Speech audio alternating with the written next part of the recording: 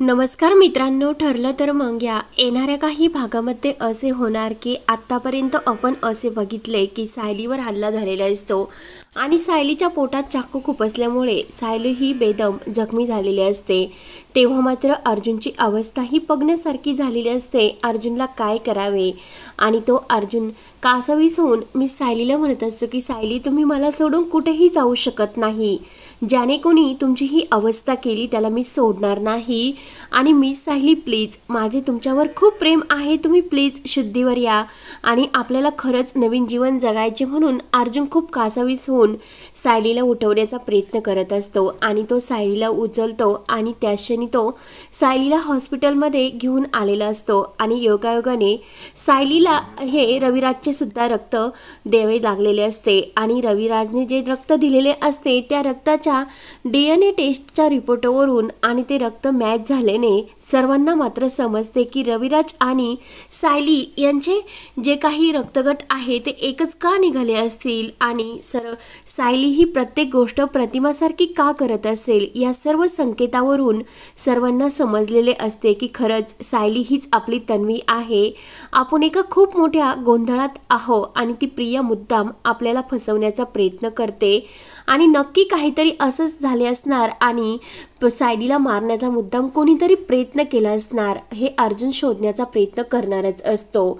मात्र जेव्हा हे सत्य सर्व घरासमोर आलेले असते आणि हॉस्पिटलमध्ये असणाऱ्या जेव्हा सायली ही जखमी अवस्थेत असते आणि अर्जुन तिला उचलून घेऊन जात असतो तेव्हा सर्वांना सायलीच्या पायावरील ते तुळशीपत्र दिसलेले असते। तेव्हा ते तुळशीपत्र पाहून अर्जुन आणि पूर्णाई यांना तर मात्र खूप मोठा धक्का बसतो आणि जे सर्वजण विचारत असतात की ही मुलगी प्रतिमासारखी का वागते आणि हिचा प्रतिमासारखे वागण्यामागे काहीतरी हेतू तर नाही ना, नक्की ही प्रतिमाच आहे, म्हणजे प्रतिमाचीच मुलगी आहे सायली, म्हणजे आपली तन्वी आणि जी खोटी मुलगी आहे आपल्या घरात राहते तीच आपल्याला काहीतरी फसवण्याचा प्रयत्न करते की काय। आणि ते तुळशीपत्र बघितल्यानंतर सर्वांच्या मात्र पायाखालची जमीन हादरते आणि सर्वजण हे खूप गोंधळात होतात की हीच आपली तन्वी आहे, खरंच आपण किती मोठ्या धोक्यात आहोत।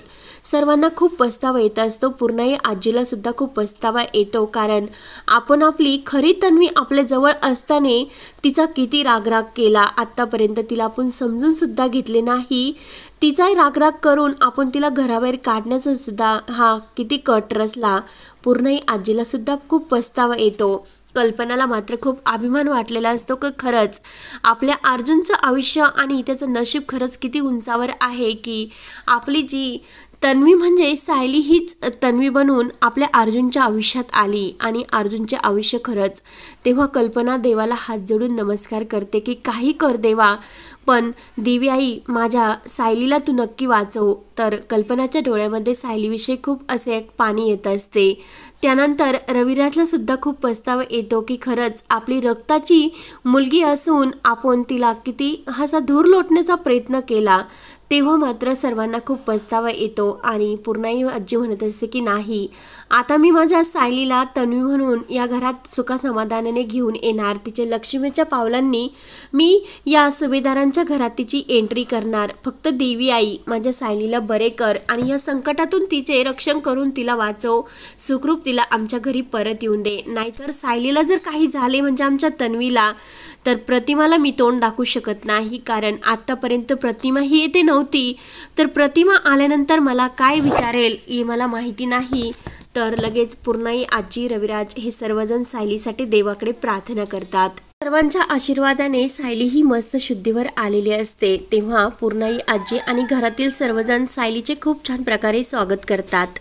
तर लगेच पूर्णाई आजी म्हणते की बाळा बरे झाले, तुला काही झाले नाही आणि कायम तू अशीच सुखात राहा। तेव्हा मात्र सायलीला खूप आनंद झालेला असतो, कारण पूर्णाई आज चक्क इतक्या प्रेमाने इतक्या वर्षातून तिने सायलीच्या चेहऱ्यावर म्हणजे तन्वीच्या चेहऱ्यावर हात फिरवलेला असतो। तेव्हा मात्र सर्वजण खूप खुश असतात आणि सायली आपल्या रूममध्ये गेलेली असते। अर्जुन म्हणत असतो की सायली, आता तुम्ही तुमची फक्त तब्येतीची काळजी घ्यायची, घरातील कोणतेही काम तुम्ही करायचे नाही. त्यानंतर कल्पना ही पूर्णाई आजी आणि रविराज मात्र तेथे विचार करत असतात की आज पूर्णाई नेमकं हे काय संकेत देतात आपल्याला, आणि आपली तन्वी आपल्याजवळच असून सुद्धा आपण तिला का ओळखले नसेल आणि अजून सुद्धा आपण तिचा का स्वीकार करत नसेल असे का वाटते की प्रतिमाची छाया त्या मुलीमध्ये आहे. तेव्हा मात्र कल्पना हे सर्व ऐकते. कल्पना म्हणत असते की तुम्ही कितीही दोघांनी लपवण्याचा प्रयत्न केला तरी तुमच्या डोळ्यामध्ये अगदी स्पष्ट दिसते की तुमच्या मनामध्ये सायलीविषयी खूप प्रेम आहे. पण तुम्ही प्लीज तिचा रागराग करू नका, कारण आत्तापर्यंत देवप्पांनी आपल्याला जे तन्वीचे संकेत दिलेले आहे म्हणजे सायलीमध्ये, आणि चमत्कार सुद्धा आपल्या डोळ्या देखत घडत आले ते सुद्धा काही कमी नाही. आणि ती पायावरील जन्मखून सुद्धा आपल्याला तेच सांगते की तुळशीपत्र आपल्या तन्वीच्याच पायावर होते, बाकी कुणाच्या पायावर ते तुळशीपत्र नव्हते. त्यामुळे खरंच ही आपल्या घरची लक्ष्मी आहे म्हणजे आपली तन्वी, असे कल्पना सुद्धा पूर्णाई आणि रविराजला समजावते. कल्पना पुढे म्हणत असते की सायलीने आत्तापर्यंत या घरात आल्यापासून कशाची अपेक्षा केली नाही. सायली फक्त आपले कर्तव्यच पार पाडत आली आणि तिने कोणत्याही लोभाची अपेक्षा न करता या घरातील सर्वांच्या सुखाचाच विचार केला. सर्वजण कसे आनंदात राहतील. तेव्हा प्रतिमाच्या रूपात देवी आईने आपल्याला दुसरी प्रतिमा आपल्या घरामध्ये लक्ष्मीच्या पावलांनी पाठवली, त्यामुळे तिचा तुम्ही स्वीकार करा. तेव्हा मात्र रविराज आणि पूर्णाई यांचे डोळे उघडतात. तेव्हा रविराजला सुद्धा धक्का बसलेला असतो. तो म्हणतो की मी सायलीच्या आता कुठल्या तोंडाने माफी मागू. तेव्हा मात्र पूर्णाईच्या लक्षात येते की प्रतिमासाठी आपण जो हार बनवलेला होता आणि त्यावेळी प्रतिमा आपल्याला म्हटली होती की हा हार माझ्यापेक्षा माझ्या तन्वीला खूप छान दिसेल.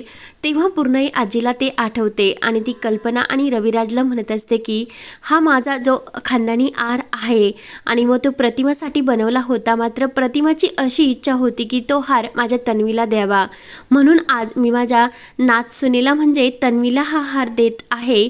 तर लगेच सायलीला खूप आनंद झालेला असतो आणि सायलीला त्याच वेळी सुद्धा ही गोष्ट समजलेली असते की ऐन वेळेस जेव्हा मी बेशुद्ध होते आणि मला रक्ताची गरज होती तर रविराज काकांनी स्वतः त्यांचे रक्त देऊन माझे प्राण वाचवले. तेव्हा सायलीला खूप मोठ्या सत्याचा उलगडा झालेला असतो. तेव्हा सायलीला समजले असते की हेच माझे बाबा आहेत आणि रविराज सुद्धा सर्व स्पष्टीकरण करून सायलीला लवकरच मी तिचा बाबा आहे हे सिद्ध करून दाखवणारच असतात. आणि आता 10 वर्षांनी हरवलेली सायली ही पुन्हा आपल्या सुखाने नवीन जन्म घेऊन आपल्या कुटुंबात आलेली असते, म्हणजे ती तन्वी.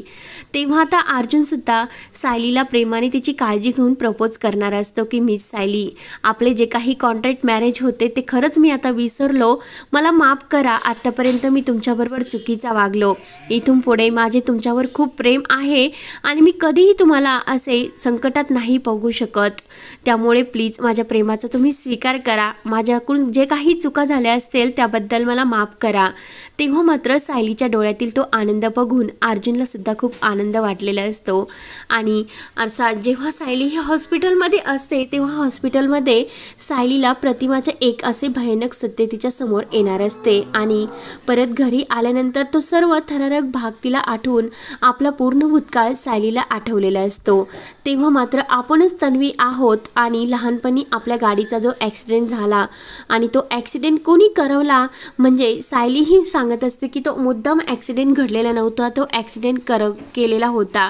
कारण सायली ही मागे वळून म्हणजे लहान असताना तन्वी होती तेव्हा ती मागे वळून बघत होती आणि एक जो गुंड असतो तो मुद्दाम सायलीच्या आणि म्हणजे रविराजच्या गाडीवर असा येणार असतो आणि हे सर्व तन्वीने म्हणजे सायलीने बघितलेले असते आणि ते सर्व क्षण तिला आठवतात. तेव्हा आता 20 वर्षापूर्वीचा भूतकाळ सायलीला आठवलेला असतो आणि सायलीचे नवीन असे लक्ष्मीचे पावलाने सुभेदारांच्या घरामध्ये स्वागत झालेले असते. तर आता मित्रांनो, पुढे काय काय होत राहणार हे पाहण्यासाठी आपल्या चॅनलला नक्की सबस्क्राईब करत राहा. धन्यवाद.